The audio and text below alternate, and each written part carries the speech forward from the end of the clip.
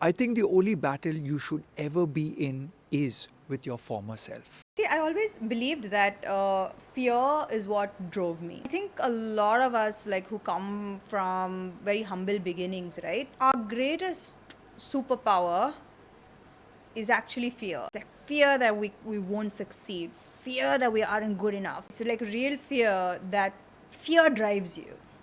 Especially when you don't have much, fear to be better, fear to succeed at any cost. So I think that for me, I always assumed that that fear was good for me, that fear is what made me successful. But I did not know that It was causing you fear stress. was also causing a lot of damage. The fear propelled me, yes, towards success. Once I succeeded, I was never happy with that success. I was found another fear to propel me further, because you conditioned your uh, system to only operate from fear, and you've not taught it how to respond to happiness and success and and actually receiving things, right?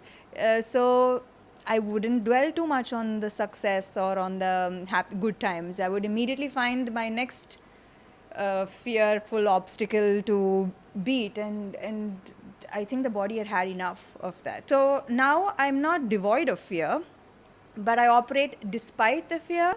Wow. And You operate despite the fear. yes, every moment, everything that I do right now, it's not that I'm devoid of fear. Absolutely not. Every challenge that I take up and every new obstacle, there is fear, but I'm not so hard on myself anymore. And I know how to handle it better.